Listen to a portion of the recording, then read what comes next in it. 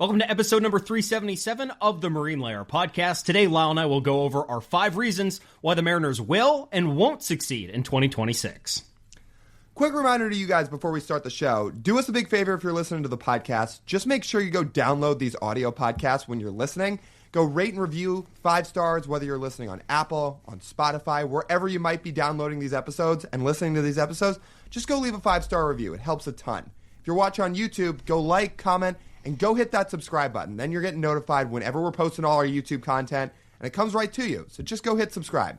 You can find us on our website, marinelayerpod.com. You can find all our episodes there. Merch is all there if you want your merch ahead of opening day. You can also go find our Patreon there. That's all over at marinelayerpod.com. And you can check us out across social media at marinelayerpod. Knowledge is power, especially in your own body. Understanding your health baseline can help you track your health over time. Yes, certain diets and lifestyle changes can have you feeling better, but are you seeing the improvements you want to internally? Today's episode sponsor, LabCorp On Demand, offers a men's health test that helps you see if you're making the progress you want, which includes measuring your total testosterone level without scheduling a doctor's appointment. You just purchase a test online, go to a LabCorp location for a sample collection, and get notified by email when your results are ready. You can go to LabCorp On Demand or click the link in our bio to go purchase a test, then make an appointment or walk into one of LabCorp's 2,000 patient service centers. Your sample will be collected using the same methods as your doctor's office. No doctor's appointment necessary. Testing is performed at LabCorp's CAP accredited, CLIA certified clinical laboratories that typically process 3 million samples every week. You'll be notified by email when your results are ready, as early as the next day. Get the insights you need to live a healthier life. Go to the link in our description and use code MarineLayer for 20% off select tests. Now, back to the episode. Let's get it rolling. The pitch from Acevedo. A drive deep to right field. Down the line. The Mariners win this game 2-1. The dream lives. They're going to the playoffs. 1-1 from Jansen. There you go. Left field. We got a tie ball game. Julio. Oh, baby, what a moment. Tie ball game at 7-7. And we welcome you to this episode of the Marine Layer podcast, part of the Just Baseball Podcast Network. Recording here on Sunday evening, March 15th. This is before the U.S. and the Dominican Republic face off in Miami. We're really excited to watch that game. But however, if you were tuning into this podcast and you're hoping for a reaction to it, well, the game hasn't happened yet, unfortunately.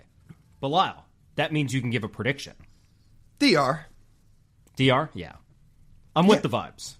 I think it's just going to be more fun. And the U.S. just continues to stick their foot in their mouth to the press every chance they get. Mark DeRosa ahead of this game just did it again. I mean, it does not stop. So I think the vibes of the DR and the fact that lineup is just absolutely insane. Yeah, I think they're going to win. At least the U.S. put out a real lineup today. Oh, they did. They did. But they did. Cal's not going to be in there.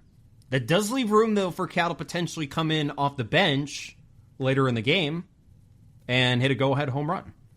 Could do it. Or if they win, he probably gets to catch the championship game. So then that's fitting. Yeah, because they've been alternating catchers. But, yeah, the only Mariner in this game is Julio. Yeah. Because I don't think Gabe's going to throw after throwing in the last game, and Cal's not starting. So I figured we can do it ahead of time. We also want to watch the game. So, are we going to get a Mariner to do something in this WBC? It has been all negative for the Mariners in this WBC. They've gained nothing. No, they haven't. Miles Mastroboni had a couple hits, but then he got hurt. Yeah, and then he got hurt.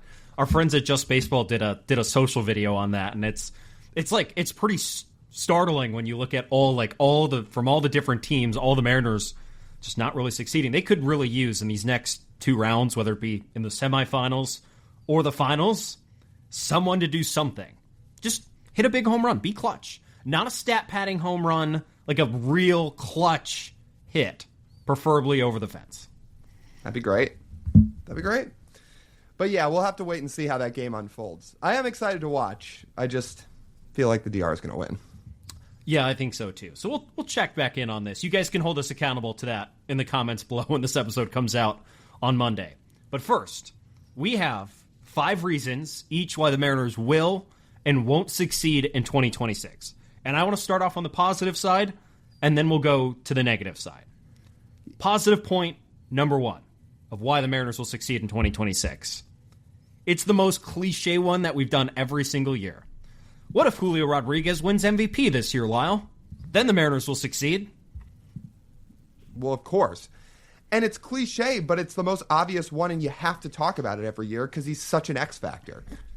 If Julio Rodriguez in 2026 actually levels up to what he's already done so successfully in his first 4 years, then yes, the ceiling of this team raises tenfold. If he's going to go from a 5.5 to 6 win player and go all the way to a 9.5 or 10 win player, that changes things a ton. Because if you have Julio doing that, then the Mariners, again, their ceiling just elevates as not as high as you can imagine, because Cal's probably going to come down a little bit in 26, but incredibly high. I mean, we've seen what a 9 to 10 win player does for a team. Like the Mariners outside of Cal in the first 3 months of the year last year were largely mediocre. I mean, it was mediocre. It was a solid offensive group. The pitching was mediocre. The bullpen was kind of mediocre. And the offense was a lot of Cal Raleigh and then some little accents around the place, but not much otherwise. The Mariners had to go out at the deadline and get the rest of their offense last year. The impact a player like that can make is enormous. And the Mariners have, right now, one other player besides Cal on their roster that can achieve that, and it's Julio. There's a point I talked about earlier in the offseason. I'm going to bring it back up again. Age 25 for breakouts is, I mean, it's enormous for superstars in baseball.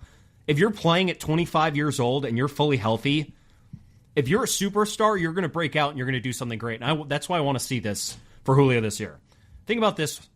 So Ronald Acuna, when he was 25 years old, had a 171 WRC plus and he won the NL MVP. That was in 2023. Juan Soto, when he was 25 years old, had an 8-win season and his best overall offensive season in a full year with a 181 WRC plus. Aaron Judge, when he was 25 years old, bit of a different circumstance since he was a rookie at this point, but he hit 52 home runs and was runner-up in MVP. So, yeah. Vladdy had a 168 WRC plus as a 25-year-old. Jose Ramirez had a 7-win season, hit nearly 40 homers as a 25-year-old. There are examples all over the league of what an age 25 season can do for a guy of Julio's talent level. I just want to see him do it. All these other guys did it in their age 25 season, and I think he's as talented as all of them. And we know, and you know what we're going to say in terms of how that can happen and how he achieves that. We say it's a cliche topic to talk about Julio's X factor every year. It is, but it's also necessary. It's also necessary before the season starts every year to talk about his first half. That's the key. The story writes itself in terms of Julio's career so far in the first half versus the second half. His career OPS in the first half through 4 years is 737. His career OPS in the second half is 902. It's drastic. It's not even close. And if you zero in even closer on March and April, his career OPS in those months is just over 650. That's not even hovering near league average. That is just a bad first month. If he can just find a way to be average, slightly above average in month 1, and set the tone rather than have to dig himself out of a hole, would just do wonders for him. If he can just start hot one time, that will be the year he truly breaks out. And we have no idea what 6 good months in a row of Julio Rodriguez looks like, because he's never done it. 4 years in Major League Baseball, and you can't say for an entire season he's been good in a row. Can he do that? I feel like of all years, age 25, with just a monstrosity of an offensive player hitting behind him in Cal Raleigh, or whichever way they order them, in front of or behind him, it will be one of those two. This is where it sets him up to be great. It really does. And by the way, we say all this, like he still hasn't done this, he still hasn't done that. Dude is a top 10 projected player in Major League Baseball, both on opinion and statistical projection on Fangraphs. It's not just us. We're waiting to think about how much better that can get. We've already said it, but if Julio does what he did in his first 4 years for the rest of his career, he's going to be a Hall of Famer. We've already said that. But we also know there's more in the tank, which is what's so exciting in its own right. That if he just starts the year on a high note, it could change anything and everything for this team. It really could. Now let's do a first reason why the Mariners won't succeed in 2026. I can't believe I have to say this. We're going back and forth. I think back and forth would be better. Okay. I think back and forth would be better. I can't believe I have to say this one. Team chemistry. This one was not on the list at this time last week.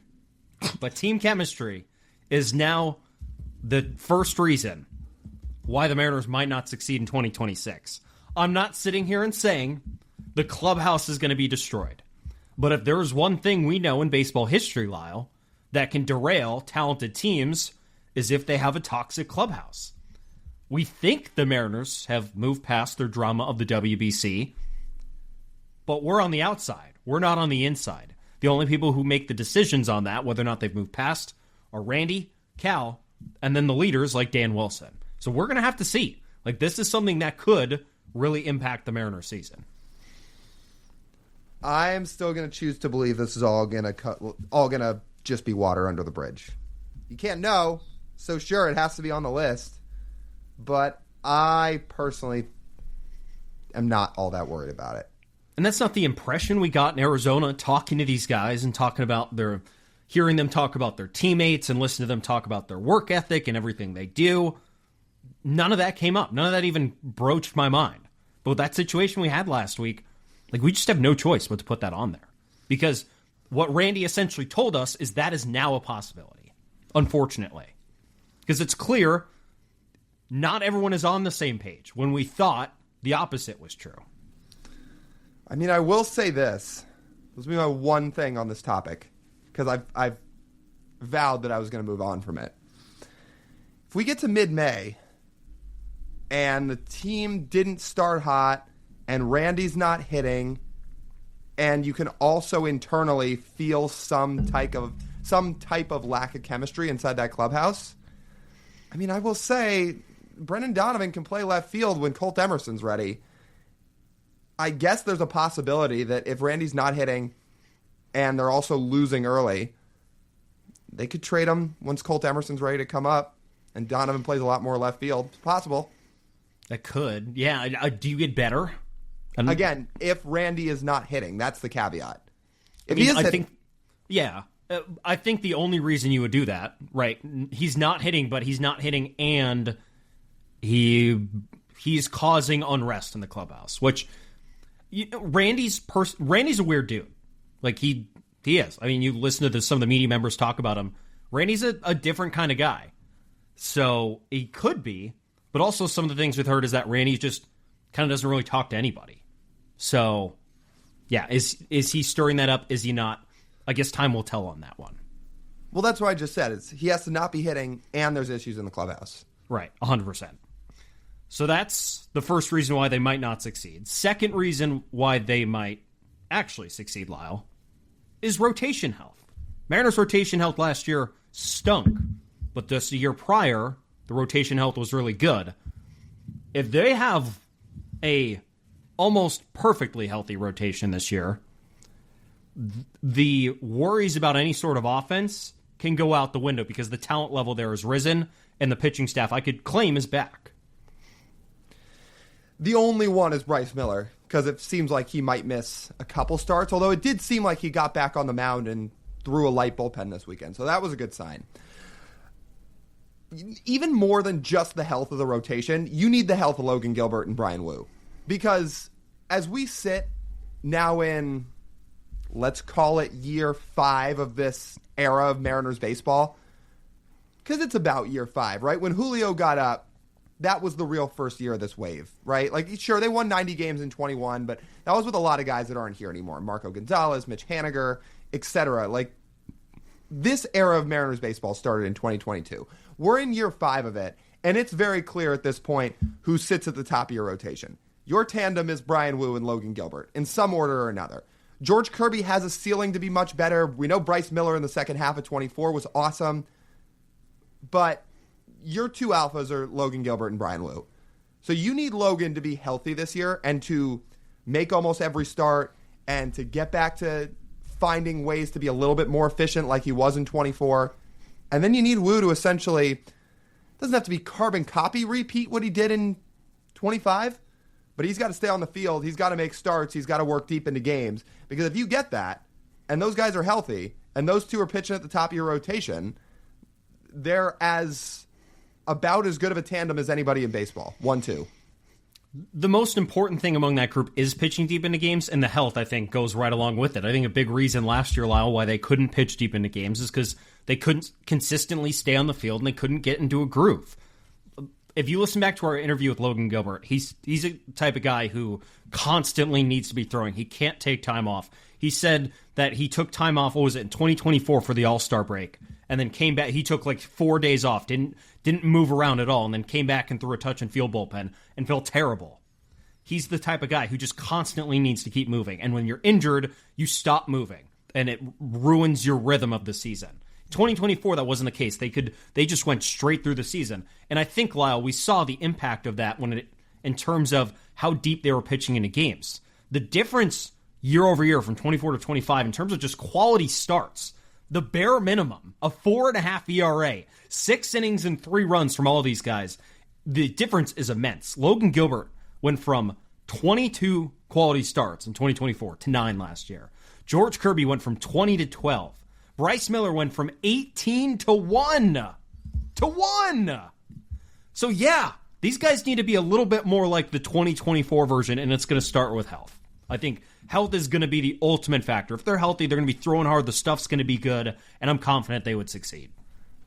I will say Bryce Miller had one pretty important quality start that you did not mention there, but overall for the course of the season, yeah, he did not rack up a bunch of them. He just didn't. And those were regular season numbers. Right. He had one very crucial one in the playoffs in Toronto, but you're right, during the regular season, it just wasn't there.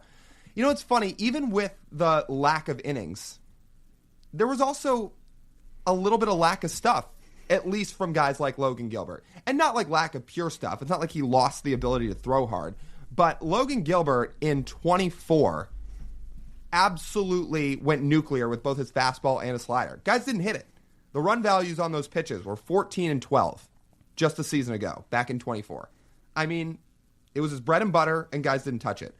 Wasn't quite as efficient last year. Fastball wasn't bad, but it wasn't at the same level it was the year prior. And the slider took a big drop, which probably, again, circles back to a lack of health and missing time with an injury.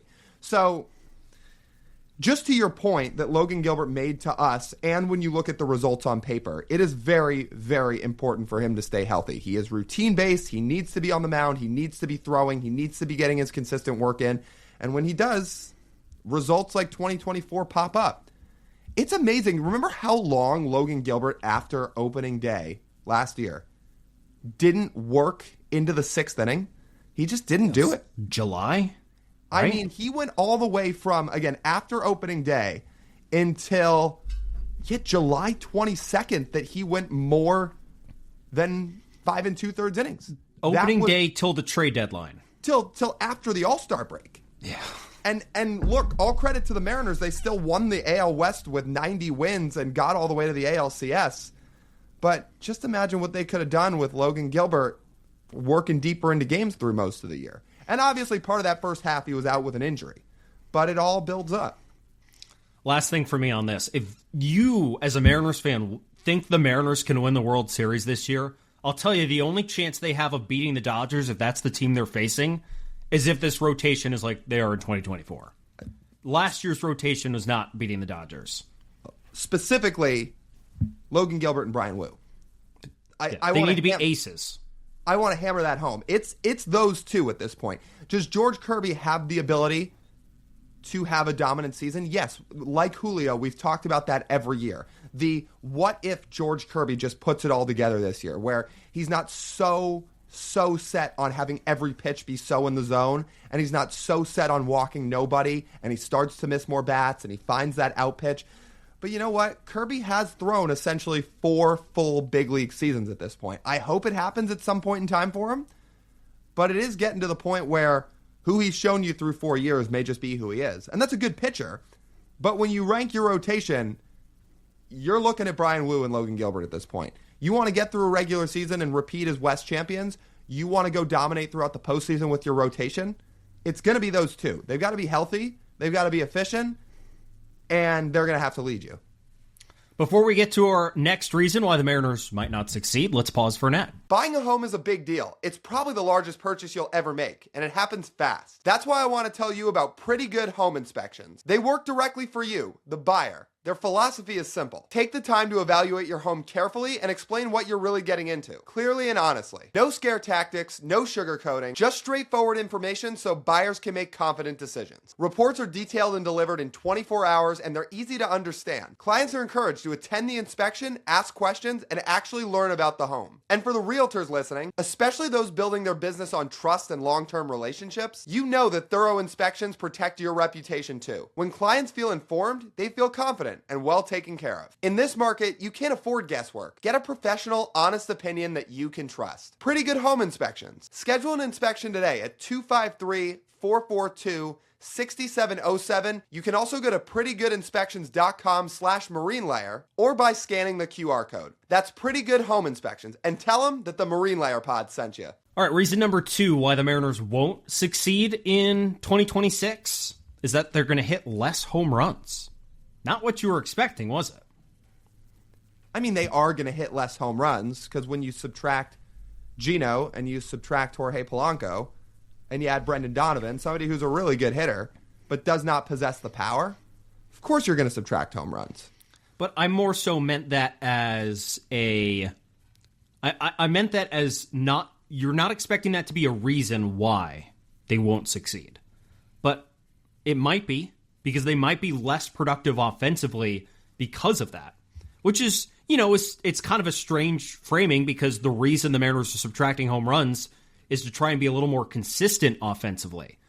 But here's a tough reality, Lyle. In the last 4 years of this core of the Mariners, when they've hit more home runs, they've been more productive offensively. When they've hit less home runs, they've been less productive offensively. Year by year. 2022, the Mariners hit 197 home runs. That was good for a 108 team WRC+. 2023, the Mariners had 210 home runs. They had a 109 WRC+. 2024, the Mariners hit 185 home runs and only had a 104 WRC+. And then 2025, the Mariners hit 238 home runs, their most of any of the past 4 years, and had a best 113 WRC+. If you line those numbers up, it's exactly in order. If they hit, the more home runs they've hit, the higher their WRC plus has been, and the better their offense has been. They're going to hit less. They're probably going to hit like in that 190 range. How much is that going to impact their ability to score runs? Do you think they're going to need to be more aggressive on the base paths this year as a result? Or hit more doubles? Like, they've not been a good doubles team forever. And the ballpark really hurts them. I was about to say, you know exactly why that is. It's not homers that T-Mobile Park drives issues with. It's doubles. So, of course, they don't hit a lot of doubles. Well, thankfully, we think Brendan Donovan's going to hit a bunch of doubles. He had a great day on Sunday. I feel like Brendan Donovan, if anyone's going to be hitting doubles at T-Mobile Park, it's going to be him because he's a good athlete, and he puts bat on ball, and he knows exactly where to hit the ball. But we got to watch him do it for 162 games. Because if he's not doing that, then I think the Mariners might struggle a little bit to score some runs. And by the way, they're also going to have home run regression because they're losing Jorge Polanco, and Cal Raleigh's not hitting 60 home runs again. Mm-hmm. That's just tough to make up. And you could look at third base as well, where you had, how many home runs did Gino hit? 15 as a Mariner last year down the stretch? I don't even know if it was that many. Here, let's see. He had 40-something. He had 40-something when they traded for him, I thought. He hit, oh, you're right, 13. Okay, so he hit 13 home runs in 2 months as a Mariner. You're not going to get that kind of power production no matter who's playing third base this year, whether it's Colt Emerson or Brendan Donovan.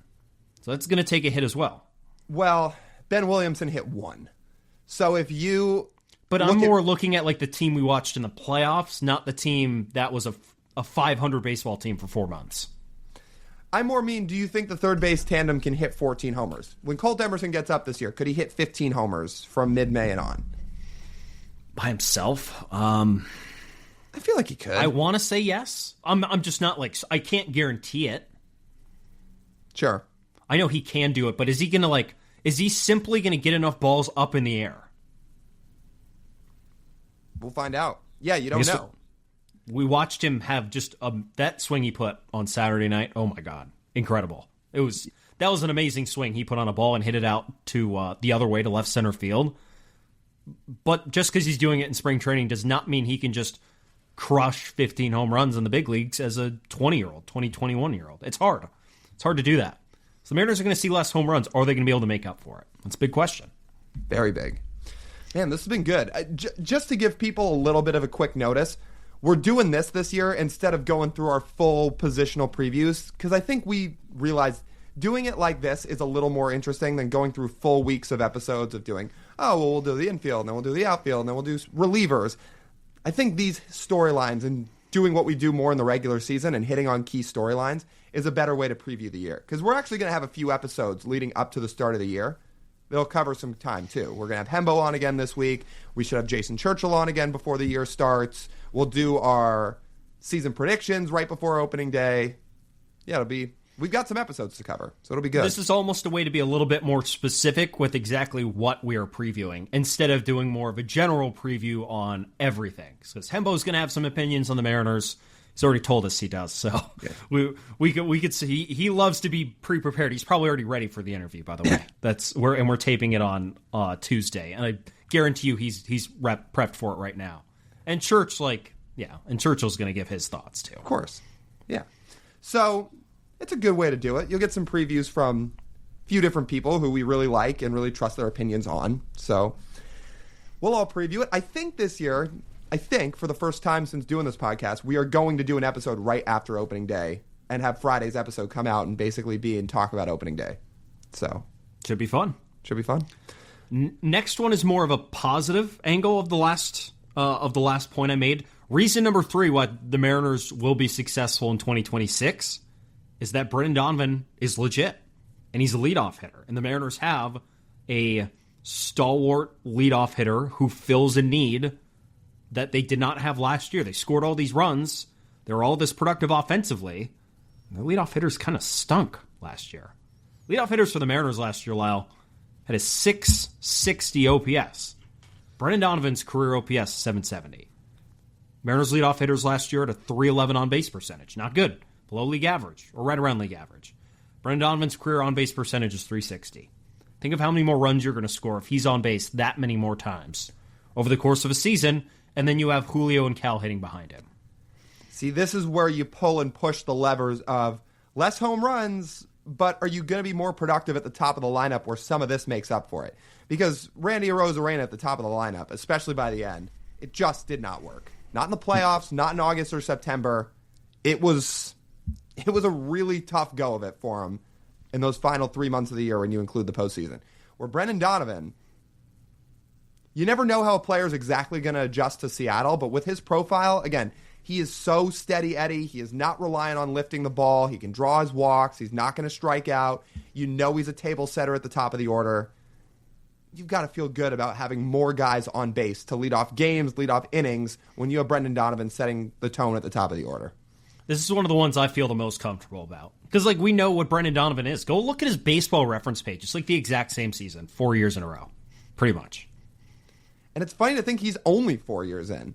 He feels like a veteran in some ways just by his work ethic, the way he goes about things, his age on the team compared to some others. But he's only played 4 years in the big leagues. There's still plenty of room for him to grow and get better and improve, even though he's such a steady player already. He's a pretty old rookie, too. That's why it probably feels like that. I think you are definitely going to see the top of the order improve production-wise. One of my storylines that was a little more specific and less general than the ones we've laid out here on this list was going to be that they need Randy Arozarena to keep hitting. And they do. He can't just fall off a cliff. And to that point, Randy in August, just to get specific, 212 average, 680 OPS. September and October, in the final month of the regular season, he had a 596 OPS. And then you guys remember what happened in the postseason. It was pretty brutal. You'd have to believe Brendan Donovan, come crunch time, when this season gets going, it's going to be better than that. And that's when Randy was leading off. Yeah, he led off most of the year. Most of it. Randy Arozarena does need to hit this year, and he has to... he is going to have to put together another consistent season. And he's been a consistent player, too, by overall numbers through most of his career. But I don't know, man. With him being on the side of 30 that he's at, and the last 3 months just being drilled into everybody's heads, you definitely need him to bounce back and continue to be the productive version of Randy that he's been for most of his career for this team to continue to really motor. But moving him out of the lineups or out of the leadoff spot should really help. And moving Donovan into the leadoff spot should be a match made in heaven. And I think there's going to be a lot less pressure on Randy now, hitting where he normally hits in the lineup. Right. So that's now, again, he still has to be productive because it is a tough pill to swallow what happened from August through October with Randy. But to offset some of the concern with less homers should be more top of the order production with Donovan. But we also know Randy's pretty streaky. So it happens. He's streaky, but that is a long 3 months. And the most important 3 months. In some very, very important contests. Reason number 3 why the Mariners might not succeed in 2026 is their bullpen. The thing we circled a highlighter all offseason, that they don't have enough leverage arms. I still think on opening day when they roll into the season, they will not have enough leverage arms to cover an entire season. And most importantly, cover a playoff series. Now, good thing you can acquire arms in season, and I think that's what they're going to have to do. But I mean, right now, their bullpen is probably too thin. We always say pay attention to trends, not results during spring training, and don't get too caught up in the numbers. But it is a little telling, right, that you've watched a lot of these Mariners relievers come in after a starter finishes his day in Arizona or a couple of the main stapled relievers will pitch their time. And you see a lot of guys coming in that are just ineffective. It's one of the biggest reasons that the Mariners have an awful spring training record. Not that that matters, but you want to know why they haven't actually won a ton of games during the Cactus League season? There's a lot of bullpen arms that they're throwing out there, and they're trying to get time that are not performing. And it's not the end of the world for spring training, but you do have to fill 8 bullpen spots, and they're going to have to figure out who they really trust in those 6, 7, 8 roles, because they are going to be needed at points during the year. You know you've got about 5 locked in, but the last 3, you're really going to have to find some level of production out of. You're going to have to find 3 guys who you at least trust enough to either eat big league innings or when a lot of your leverage guys are down and need an off day, that they can step in and at least fill a role for a day. And think about this. You and I talked about what if Troy Taylor impresses during spring training and he earns himself a spot back in the bullpen. He got optioned to minor league camp this week. It's not even close. Yeah, I was going to say that's not happening at this point. Right, and that was, if that's one of your promising options, like, because that's not good. Here's where we're at right now. The main 4 are going to have spots: Munoz, Brash, Gabe Spire, and Jose Ferrer. You know that. Or sorry, and Bizarro. Bizarro. Yeah. Bizarro. And then you know Jose Ferrer will have a spot. The 4 main returners from last year, and then Ferrer. Like we've said, Carlos Vargas is probably getting a spot. Yes. In the bullpen. He will get a spot. He did give up a massive grand slam last week, but he will probably get a spot. Anyway, Who are the last 2 bullpen spots right now? Whoever isn't taking Bryce Miller's number 5 rotation spot, most likely. So we probably call that Cooper Criswell. I'm guessing Emerson Hancock will be the starter. Criswell will probably be the long reliever. And then what? And then flip a coin? You know, nobody's really talked about him much, but it might be that Zulueta dude. He's had decent stuff. That would be fun. I mean, he's got decent stuff, and I think he's had decent results so far in camp. Other than that, I don't know who it would possibly be. Who's jumped out? Nobody. They've been bad. Right.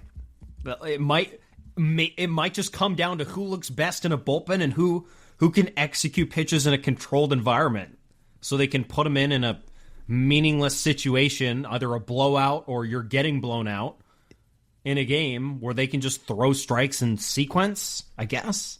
I don't trust anyone in this camp to throw in any moderate amount of leverage. I think it is going to be Zulueta, to be honest with you. What are his stats? In 6 appearances, he hasn't given up a run. He has struck out 9 in those 6 innings. He's only walked 2. And it hasn't allowed a run. If you're going based off spring training results and you need the last spot going into opening day, feels like it's probably him.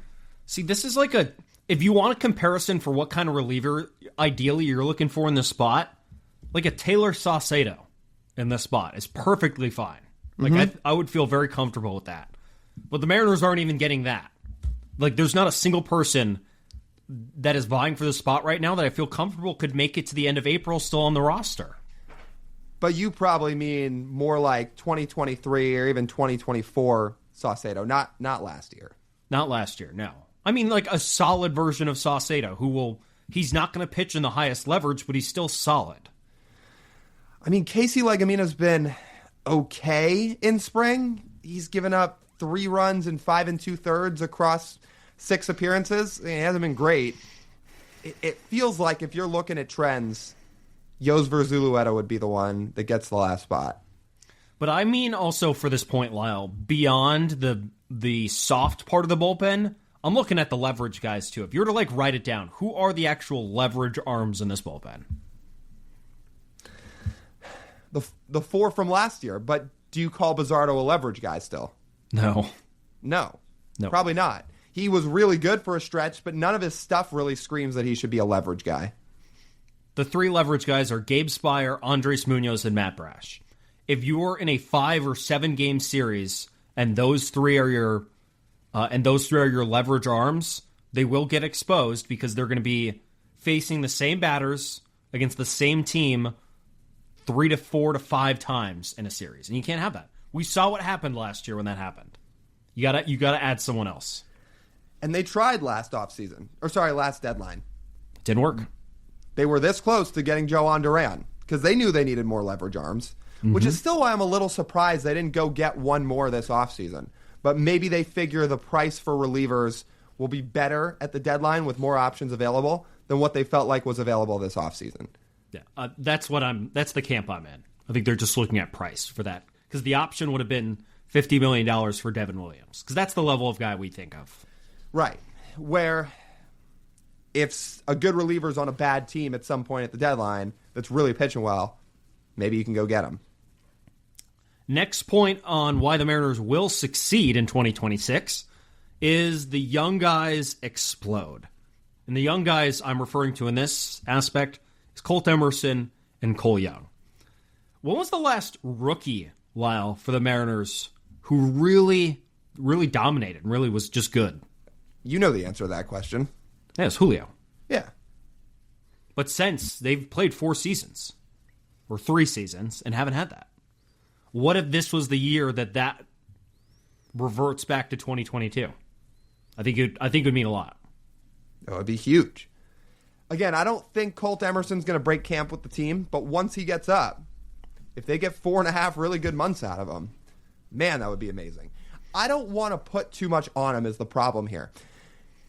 There's some sort of balance here between wanting him to go be great as soon as he gets up and not trying to put ridiculous pressure on him he's not going to have to carry the team. He is not in a Jared Kelenic situation like Kelenic was in 21, where they essentially asked him to save the whole offense. Colt Emerson's not in that spot. But if he's going to be playing a lot, there will be some sort of leverage put on him to hit and to contribute and to add a piece of his own spice to the team's success. But it's balancing out how to really garner the right pressure or like place the right level of expectation on him. Because you don't want to do too much, but you also know he can explode as soon as he gets up. And it works out that the last Mariners prospect to be as good as he was when he was a rookie, Julio was rated, number 3 in Pipeline when he debuted, and Colt Emerson's in the top 10. It just works out. The storylines line up with this, that the last time the Mariners had a prospect ranked this high as a rookie, Julio was amazing. And now they have Colt Emerson again, and he could potentially be amazing. I mean, Logan Gilbert wasn't rated that high when he was a rookie. George Kirby wasn't rated that high when he was a rookie. Bryce Miller and Brian Wu weren't rated that high when they were rookies. Cole Young wasn't rated that high when he was a rookie. But Colt Emerson is. But if they could get the combination of Cole Young and Colt Emerson to have that kind of impact on this Mariners offense, like the Mariners believe in them, that they can. Mariners offense, I feel much more comfortable about. It lengthens. It gives you more stability for the future. It adds some diversification of contact and power and on-base skill. I think everything would just work out very well. There is one very specific thing that Cole Young has to do this year. He's got to go hit the fastball. He just has to. That was going to be one of my storylines if we hadn't gone as general with this as we had. But specifically, you want a reason for why the Mariners could be successful in 26 is if Cole Young starts hitting the fastball. I didn't realize, for as good of a 6-week stretch as he had in July and August, just how much he struggled with heaters all year. The numbers almost make you kind of drop your jaw a little bit. Cole Young hit 187 against four-seam fastballs last year. The run value was -8, and he wasn't hitting with any power. Now, he wasn't striking out a ton because he still drew his walks. He didn't swing and miss a bunch, but he was not doing damage against heaters at all. And Shannon Drayer actually did a really good piece on this, which you can go check out either at seattlesports.com or you can go to Shannon's Twitter to find it. And she was talking about that she talked to some Mariners coaches about this, and what they basically said was he was more so in the headspace of not messing up and trying to just find a way to not get behind and put the ball in play rather than like go attack and do damage against fastballs. They said there's even been points in spring training this year, early on, where Cole Young would have a couple games where he might get a couple hits, but the Mariners coaching staff said, well, we still want you to tweak this. Like, you're still not committing enough to just not selling out for the fastball, but when the fastball comes, you're ready for it and you're ready to go attack. And as of the last couple weeks, when you've seen Cole Young put together some better numbers and rack up some more hits, Shannon was talking about that there's been much more of that as of late. That there's been a little bit of a mindset that's been tweaked even more so, where he's been out really hunting the fastball and really being ready for it and being on time for it and ready to do damage for it. Because he's going to have to do that this year. We know Cole Young's a good hitter, and we know he's not going to strike out a ton, which is great. But you can sacrifice a tiny little bit more swing and miss if you're going to go do damage against those heaters. Because if Cole Young goes and does that, then his season can elevate much, much higher than where he was as a rookie. And that's much more of a Mariners mindset, too. Attack, like, get your pitch and attack. Like, be confident in yourself. Mm-hmm. And that comes with maturity. Just remember, Cole Young was 21 years old last year. Oh. He's got to grow. He has plenty of room to grow and mature as a baseball player and as a human. Of course. It's funny. He was one of the youngest players in AAA when he was there. When he was in Tacoma to start the year, he was one of the youngest players in the PCL. Then he got up to the big leagues and I think was one of the 3 to 5 youngest players, especially when he got up. He was one of the 3 to 5 youngest players, and through most of the year, that remained the case. So, yes. Do I think Cole Young has a chance to be a top 10 second baseman throughout his career at points? For sure. Can he be a 2.5, 3-win player who puts up a 115, maybe 120 WRC plus and really provide some damage somewhere in the Mariners lineup, wherever he's hitting? Yeah, I do. But if you want to look at where he can improve on year 2, I think it jumps off the page. He's just got to hit the fastball more. Reason number 4 why the Mariners might not succeed in 2026. Rotation depth. Let's lay out a hypothetical. It's May. Bryce Miller suffers a setback with his oblique, and another Mariners starter gets hurt. Who's pitching in the rotation? Well, that is a great question. Are you looking for a definitive answer for who's actually going to step on the mound and start? Give it a shot. Is it Jonathan Diaz? Sure. There's no right answer. I'm just curious what you think. There are not a lot of options. Maybe they'd have to go get somebody from outside the organization. Oh, it'd probably be Dane Dunning. Or it would be Hancock and Criswell. Yeah, you could convert Criswell back to the rotation. But yeah, that's probably how it would go. It'd probably be Emerson, Hancock, then Criswell, then Dunning, and then maybe it's the Jonathan Diaz's of the world after that, or maybe you go sign somebody. Yeah, I mean, it's not a whole ton of depth they have down in AAA, and losing Logan Evans hurts. Do you feel as confident in the Mariners' chances to win if that is 2/5 of their rotation. Well, no. Okay. There's the point. The Mariners don't have much strong, major league ready depth in their farm system. Not enough to feel comfortable with.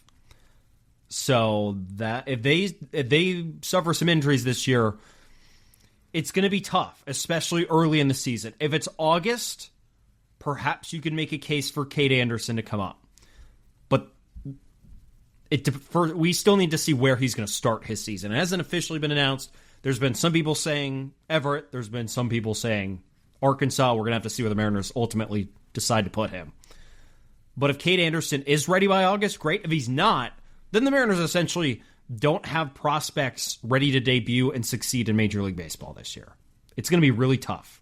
And if there are, it would be a surprise that we're not aware of yet. If you're going to have prospects come up and be ready, it is almost certainly going to be Cade Anderson and or Ryan Sloan. Mm-hmm. Almost certainly. But that's going to take till late in the season. If you want those guys to come up and pitch, great, but you're going to have to wait till about August, maybe September. And at that point, you'd have to deem, is it worth it? Or would you rather just go trade for a starter at the deadline? And that's something that's a little more reliable to you than handing the keys to prospects who have never pitched in the major leagues before. It can work. Look what happened with the Blue Jays last year. They called up Trey Savage, and he was good enough for them, especially in the World Series. But it also could not work out. It could blow up in your face. The Mariners forced, essentially, because of injuries, Bryce Miller and Brian Wu into the rotation in 2023 when there were injuries. And they had their fair share of rookie struggles. If the Mariners had made the playoffs that year in 23, Lyle, would you have trusted Brian Wu or Bryce Miller to start a playoff game? Or pitch meaningful innings? You would have had to. But would you have? Would have been a little dicey. Both of them were running on fumes by the end of the year. Like, that's just kind of the kind of scenario we're dealing with. And those are top 100 prospects. The Mariners, right now, I don't feel confident that a top 100 prospect will pitch for the Mariners this year. It's tough. Mikey Morales, maybe. He's supposed to be healthy and back. We'll see how he looks in Double-A when he gets ramped back up this year. But that's just something we'll have to see. Because Logan Evans has gone out. We're not even counting potential injuries to Dunning, Criswell, or Hancock, too, as they throw. We're just going to have to see. Like, this is the Gerangelo Senja point here. He would have come up and we would have felt okay about him pitching major league innings because the stuff was that good. But now that he's not here. But he may not have been ready by May. He might have been more along the Cade Anderson timeline too. It might have been after the All-Star break. I thought he was going to be targeted like mid-season. That's about like a full year of Arkansas for him would have essentially been mid-season. But that's still about the All-Star break.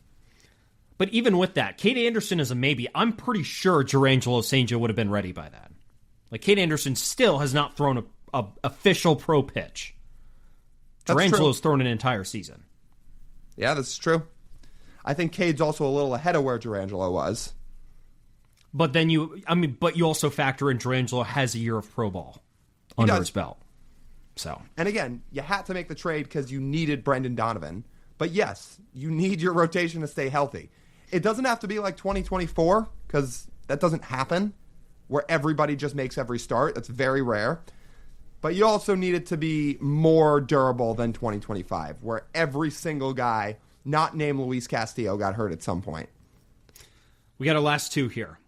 Now, the final reason why the Mariners will succeed in 2026 is that the Mariners continue with the same mindset they had at the trade deadline of last year, and they are all in to win no matter what. There is no saving prospects if they're gonna help you win. There's no saving prospects at the deadline that you don't want to trade. There's no hesitancy. There needs to be like an organizational mindset from top to bottom that winning is the number one priority. In the final 2 months of the year last year, that was the case. And ever since that trade deadline, they've done nothing but positive things. And I want that to continue. They have to stay all in. Because these deadlines are essentially how they've used a part of their offseason plan to acquire talent. They do a lot of it at the deadline these days. It's how they got Naylor. It's how they got Gino. Now, those guys were rentals, but you've seen them use the deadline to really, really be aggressive and go get talent, more than a lot of teams do. And by the way, I'm very, very glad we have not had to hammer this storyline home this offseason, what I'm about to say. Because they've added the right pieces, because it's a very good team, because they should absolutely be competing for an American League pennant, we have not had to talk about what I'm about to say here. But the Mariners sit 17th in the league in payroll as a team that's expected to have a chance to win the World Series, which is fine. It's fine because they went and added the right pieces and payroll was not a story this offseason because the team is really good. That being said, you better go at it at the deadline. If there's pieces on this roster that are very, very clearly needing of an upgrade, you got to go do it. If you need a power bat, you got to go get it. You need bullpen arms in leverage spots, you got to go get them. And you've clearly got the money to do it because there's 16 teams in the league spending more money than you. So yeah, you got to keep the all-in attitude. And then maybe, just maybe, you extend one of your starting pitchers. Because that's all in. It's investing in your best players. Instead of hoping that Kate Anderson or Ryan Sloan will be Logan Gilbert. You can just pay Logan Gilbert instead. It's an option. I really hope they get that done, Logan. And then the last point, the final reason why the Mariners might not succeed in 2026. We made it this long, Lyle. I'm going to say Dan Wilson's pitching deployment strategy. Honestly, we should give ourselves a pat on the back. That's like almost 50 whole minutes we went. It's pretty good. Because what Dan, the situations that it will cost the Mariners, it will be the fewest occurrences out of everything that we listed here, right? Because ultimately, when we think back on the decision, the management decisions that cost the Mariners last year, Lyle, it was two times. I think all of these other points will happen more than 2 times throughout the season, or will occur more than 2 times. I think what we're mostly talking about is the biggest moments in the season. Will the Mariners make the right decision from a pitching deployment perspective? It could be option like number 1, like Kerry Carpenter, where it seemed like somewhere in the organization there was the process of putting Gabe Spire in the game, except the decision actually didn't get made, and Kerry Carpenter takes George Kirby deep. Or it's the situation in Game 7 of the ALCS, where Andres Munoz was nowhere to be found in that game.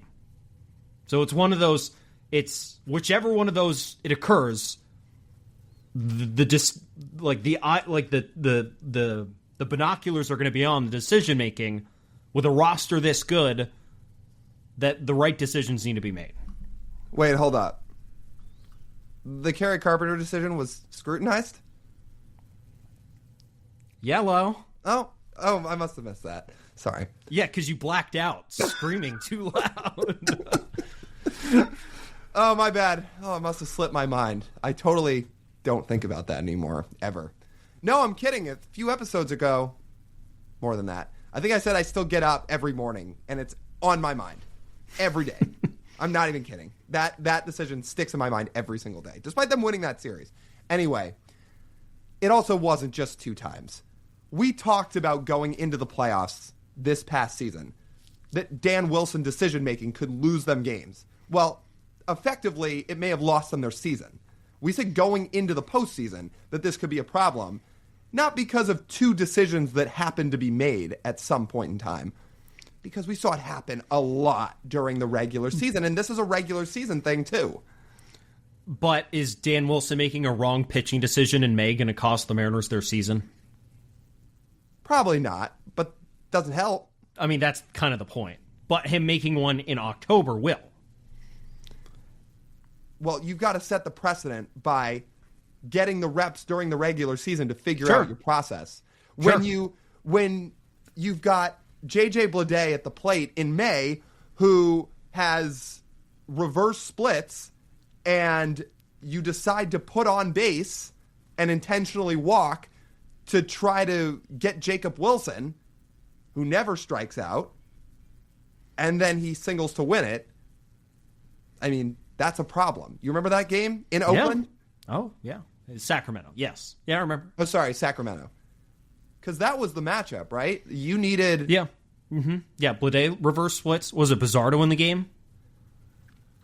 It was somebody. It was a righty. There was a righty in the game. The A's just needed to make essentially contact to win it because they had the bases loaded and less than 2 outs or nobody out, whatever it was. All the A's had to do was put the ball in play, and they probably win because the Mariners drew the infield in.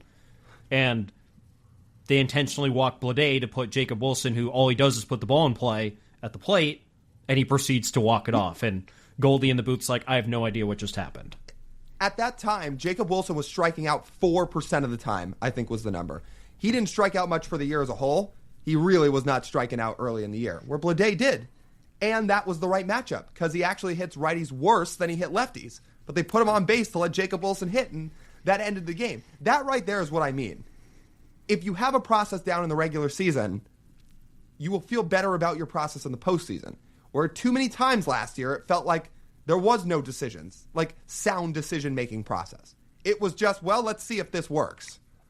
And this isn't just a Dan thing. This point is about the entire organization because they put together a game plan to go out and execute. So this is game plan needs to be sound, and decisions when they're made need to be sound as well. So it's not Dan alone who makes the decisions. He ultimately is the one who's in the dugout tapping his arm, but not all of this is just Dan. He takes the big share of it, but it's not just him. Because ultimately he is the one that has to make the decision. Other people have roles, but he makes the decision. So ultimately it is him. Other people have to help, but it is him. Yeah. So this is the big one. Yeah. These are the ones. This one final point right here is the one that can swing the season the most. Right. And not as much during the regular season, to your point, but come October, I mean, again, why did you see me losing my mind after they lost game 1 to the Tigers with that whole Kerry Carpenter situation? Because I literally thought that lost them their season. They were going to face Tarek Skubal the next day. And if they were to go down 2-0 going to Detroit, like, put a fork in it. Now, luckily they beat them. But I wasn't confident in it at the time. I did not like the odds of having to beat the best in the world. So, yes, that drastically swings your season when you're not ready for that stuff. Speaking of Tarek Skubal, as we wrap this up, did you see this man's quote today? Oh, that wasn't great. But again, like here's my problem. This is all Scott Boras. I almost don't put any of this on Skubal because Boras is so far in his head at this point that it's almost like he's puppeteering Skubal to say everything he says and walk everywhere he walks and do everything he does. I just don't even know how much I put this on him. So as Lau and I are going to get off this podcast, we're going to go watch USA versus the DR. And I bring this up because there was a pair of quotes lined up from a pitcher from the DR and a pitcher from Team USA on how much they're thinking about this tournament. The first one is the quote from Sandy Alcantara from Team DR saying, "I'll be available to start and relieve, you name it. We're here to represent the Dominican Republic. I'm here. I'll pitch whenever." And then Tarek Skubal being asked about pitching for Team USA and said, "If I stayed with the national team, I would miss the season opener. I felt like I was pushing myself too hard." For what? Yeah, like you threw 50 pitches against Great Britain. Pushing yourself too hard? Like, don't you want to win? Yeah. Well, let me answer that question.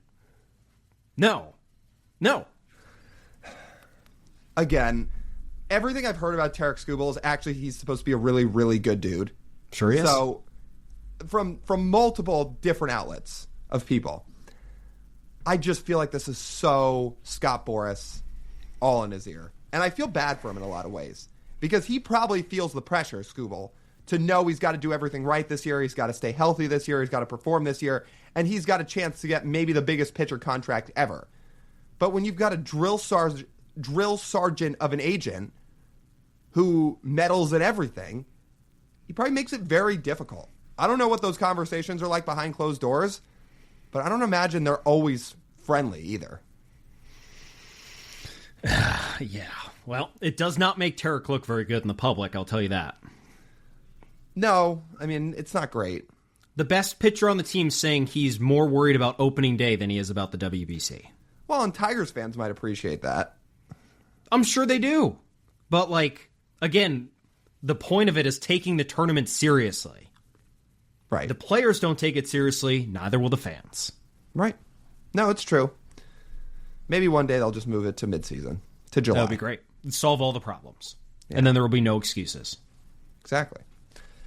All right, well, that was a lot of storylines we tried to hit, all in one episode. But if you guys have other storylines that are standing out to you and you think are going to be big X factors this year, drop them in the comments. Tell us what we missed. Tell us what's really on your mind. Tell us what stands out to you. Seriously, we tried to hit a bunch of them, but I'm sure there's some on your guys' mind that we didn't talk about and you strongly believe will be an impact on the year. So tell us. Leave them in the comments. Seriously.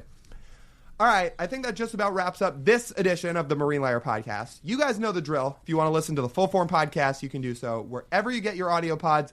Make sure you're downloading these episodes if you're listening. Go rate and review. Please leave it 5 stars. It helps a ton if you do. If you're watching on YouTube, go like, comment, and go hit subscribe. You see the red subscribe button in front of you, right? Just take a second to hit it. That way you get notified whenever you post our content or we post our content. It's the best way to support the YouTube channel.